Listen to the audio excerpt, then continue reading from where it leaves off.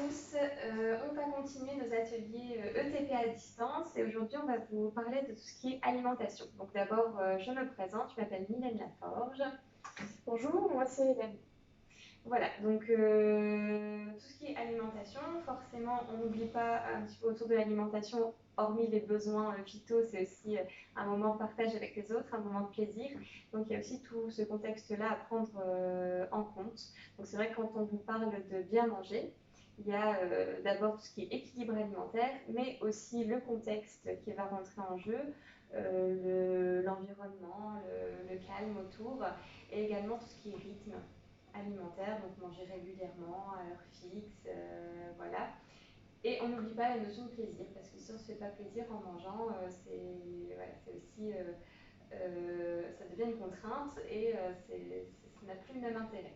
Pour développer un petit peu tout ce qui est équilibre alimentaire, on va vous parler de la pyramide des aliments. Voilà. Donc voici la pyramide alimentaire qu'on va expliquer ensemble. Alors dans un premier temps, on va passer sur les boissons. Les boissons, on est approximativement à 1,5 litre d'eau par jour au minimum. Et on a aussi les boissons chaudes qui vont venir en compte. Les boissons chaudes, normalement, c'est 3 boissons chaudes maximum par jour. Dans les boissons chaudes, on a les boissons à base de caféine et à base de théine. Et à cause du pouvoir excitant, on restera sur 3 boissons par jour. Ensuite, on passe à la catégorie des fruits et légumes. Donc, on a souvent la publicité qui nous explique bien les 5 fruits et légumes. Donc, on est sur 3 portions de fruits maximum et on peut aller jusqu'à 5 portions de légumes si on apprécie ça sans aucun problème. Faut pas oublier aussi, c'est dans la portion de fruits, on peut aussi avoir la portion du jus d'orange le matin au petit déjeuner, qui n'est pas à négliger. Ensuite, au niveau des produits laitiers, des produits céréaliers, pardon, c'est tout ce qui concerne les féculents, le pain. Ça, il en faut à chaque repas. C'est ce qui est important, c'est un peu le moteur des muscles et c'est la quantité qui va être importante aussi pour éviter d'avoir une prise de poids. Alors, les VPO, donc c'est tout ce qui est viande, poisson, œufs. En ce qui concerne la quantité, on doit être sur 100 g de viande ou 150 g de poisson ou 2 œufs. Et pour la fréquence, il faut savoir qu'une fois par jour, c'est largement suffisant pour couvrir vos apports. Donc c'est vrai qu'il n'est pas obligatoire de manger 2 fois par jour de la viande ou du poisson ou des œufs par exemple. Les produits laitiers, alors ça on les retrouve assez facilement dans les yaourts ou alors tout simplement dans le lait ou le fromage. En ce qui concerne les portions, donc pour le fromage, on est sur 30 grammes. C'est un petit peu les fromages en portions que vous pouvez avoir au supermarché. Les yaourts, on est entre 100 ou 125 grammes, ou un verre de lait tout simplement. On est sur une fréquence de 2 par jour. Et la matière grasse, alors ça c'est un produit à pas négliger. Donc forcément, il y a plusieurs types de matières grasses. On a tout ce qui est beurre, margarine, on a aussi la crème fraîche ou alors l'huile d'olive par exemple, qui reste une très bonne matière grasse à utiliser. En termes de quantité, on est plutôt sur une cuillère d'huile d'olive par exemple par jour et par personne. Ensuite, tout ce qui est sucre, alors ça c'est un petit peu le pic de la pyramide parce que finalement on va l'utiliser un peu en notion de plaisir. Donc l'objectif c'est de ne pas en avoir tous les jours et en petite quantité. Donc là par exemple on a tout ce qui est bonbons, tout ce qui est biscuits, donc ça restera le plaisir on va dire de la semaine. Voilà. De toute façon vous allez retrouver cette pyramide en annexe et puis si jamais il y a des questions il ne faudra pas hésiter. Alors, pour illustrer un petit peu tout ça, on vous donne des exemples de menus en faisant attention au groupe d'aliments vus précédemment. Donc, par exemple, pour le petit déjeuner, donc, il faut toujours respecter les 3 groupes d'aliments. Donc, tout ce qui est produits céréaliers d'abord. Donc là, par exemple, on va prendre du pain à la confiture. Tout ce qui est laitage. Et enfin, les fruits. Voilà, donc au petit déjeuner, on prend les 3 groupes d'aliments. Produits céréaliers, produits laitiers et fruits. Alors pour le déjeuner, on essaye de prendre un petit peu de chaque groupe. Donc d'abord une bonne partie de tout ce qui est légumes forcément. Donc ça peut être en entrée, là, comme par exemple une petite salade de tomates, ou ça peut aussi être dans l'assiette. Ensuite, les protéines, donc viande, poisson ou œuf. Là, on a choisi du rôti de dinde et les féculents. On a choisi une purée de pommes de terre. Voilà, et on peut prendre 2 desserts le midi. Donc, un du groupe produits laitiers, donc un yaourt, et un fruit. Le soir, c'est sensiblement la même chose, sauf qu'on peut réduire un petit peu pour que ce soit un peu moins lourd. Donc on peut éventuellement supprimer les féculents ou alors réduire la quantité si vous avez besoin quand même de féculents le soir.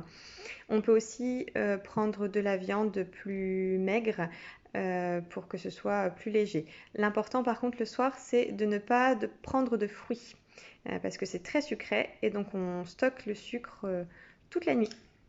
Donc là, on vous a fait un petit menu du soir, une salade verte en entrée, un gratin de courgettes, du jambon et un fromage blanc au miel. Voilà nos petites idées. Donc bien sûr, il y a plein d'autres possibilités. L'important, ce sont les groupes d'aliments. Vous trouverez en annexe aussi des tableaux d'équivalence pour vous aider à composer vos menus. N'hésitez pas à nous envoyer aussi, pourquoi pas, un petit mail avec vos idées de menus ou vos questions si ce n'est pas très clair pour vous. Voilà. Alors avant de parler des modes de cuisson, on va voir ensemble l'utilisation des graisses et principalement les graisses à éviter et les graisses à privilégier. Donc on va commencer par les graisses à privilégier. On a tout d'abord tout ce qui est huile. Donc on peut avoir de l'huile d'olive, de l'huile de colza. On peut avoir aussi de la margarine. Attention au choix des margarines, ça c'est vrai que c'est très important. Et on peut avoir aussi des huiles en assaisonnement, surtout pour les salades. Donc on a par exemple ici l'huile de noix qui peut être très intéressante parce que finalement on a un goût un petit peu particulier qui permet d'assaisonner la salade sans avoir besoin d'ajouter du sel par exemple. Alors pour ces huiles à privilégier, on peut essayer de faire quelques recherches au niveau de l'étiquetage, tout simplement en regardant si c'est une huile qui correspond à des huiles insaturées, avec des graisses insaturées. Ce sont des huiles qui vont vraiment être bénéfiques pour le cœur. Ensuite, on va passer aux graisses vraiment à éviter ou à prendre avec plaisir parce que ça reste des graisses qui ont un goût un petit peu différent mais qui plaît toujours. Donc on a par exemple tout ce qui est crème. On a le beurre qu'on peut utiliser sans problème pour tartiner le matin les tartines, mais attention, ça c'est vraiment à éviter, c'est pour tout ce qui est cuisson. Dès que le beurre prend une légère coloration, il devient cancérigène, donc ça c'est vraiment à éviter. Et ensuite, on a certaines huiles qu'on doit se méfier, comme l'huile de coco. Alors l'huile de coco, il faut vraiment faire très attention parce que c'est une huile qui est solide à température ambiante. Donc là, ça peut être un bon marqueur pour vous dire que c'est une huile saturée. Un petit moyen mémotechnique, dès que les graisses sont saturées, ça veut dire qu'elles saturent les artères, donc elles sont mauvaises pour la santé. Donc c'est à prendre en petite quantité. Et dans tout ce qui est donc équilibre alimentaire, on doit faire aussi forcément attention au mode de cuisson. Donc il existe plein de sortes de modes de cuisson différents. Là, on vous présente à la vapeur, en cocotte minute, à la poêle, au four, au micro-ondes. Et la saucisse, c'est pour le barbecue. Voilà, donc en tout cas, ce qu'il y a à retenir, c'est que les modes de cuisson privilégiés sont ceux qui nécessitent le moins de matière grasse, forcément, ou alors les bonnes matières grasses qu'on a vues tout à l'heure. Donc la cuisson vapeur, forcément, cocotte minute, ce sont vraiment des bons moyens de cuisson. Alors la petite astuce, ça va être d'agrémenter un petit peu par des condiments ou des épices pour qu'il y ait un maximum de goût, parce qu'effectivement, sans beurre et sans huile, il y a moins de goût aux aliments. Hop, la poêle, le four. Alors le four, une bonne méthode de cuisson également, c'est par exemple la cuisson en papillote qu'on met au four. Donc attention par exemple par contre de mettre du film alimentaire de cuisson autour de l'aliment et pas directement dans un papier aluminium. Le micro-ondes, alors le micro-ondes à utiliser avec modération parce que ça dénature, ça déstructure les molécules du produit. Et enfin le barbecue. Le barbecue, attention aussi parce que ça peut être aussi cancérigène à la cuisson. Donc il faut, par exemple, en petite astuce, utiliser des marinades sur la viande pour éviter les molécules cancérigènes de la cuisson barbecue. Alors nous espérons que cette vidéo vous aura plu. Il y a un élément très important aussi à ne pas négliger pendant la prise du repas, c'est bien entendu l'environnement.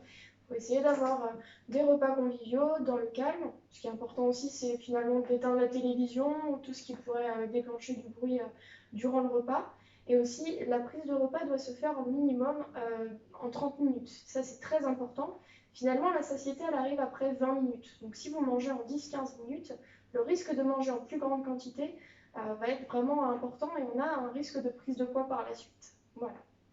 Donc on espère vous avoir apporté un maximum d'éléments autour de l'alimentation. N'hésitez pas à nous renvoyer un mail pour toute question ou alors vos remarques et aussi vos idées, pourquoi pas, pour améliorer les prochains ateliers. On vous dit au revoir, à bientôt et puis surtout n'hésitez pas.